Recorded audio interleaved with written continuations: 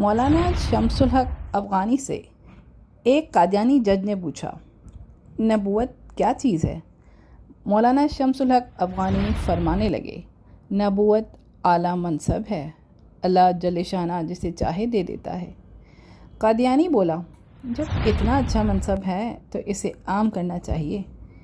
مولانا شمس الحق افغانی نے 100 روپے کا نوٹ نکال کر فرمایا، یہ نوٹ کیسا ہے؟ اس زمانے میں 100 روپے کا نوٹ بڑا نوٹ ہوا کرتا تھا۔ قادیانی جج بولا، یہ تو اعلیٰ چیز ہے۔ مولانا شمس الحق افغانی نے فرمایا، جب اتنی اعلیٰ چیز ہے تو اسے تو عام کرنا چاہیے۔ ایک مہر میں اپنی طرف سے بناؤں گا اور جعلی نوٹ تیار کر کے عام کرتا رہوں گا۔ قادیانی جج بولا، یہ کام اگر آپ نے کیا تو آپ مجرم ہوں گے اور سزا کے مستحق بھی ہوں گے۔ اس کام کی اتھارٹی صرف حکومت کے پاس ہے، کسی اور کے پاس نہیں۔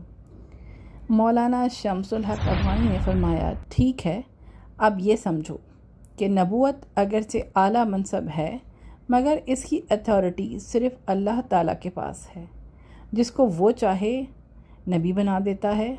اب آپ لوگوں نے اپنا جعلی نبی بنایا ہے تو اس لیے آپ لوگ اللہ پاک کے نزدیک مجرم ہیں۔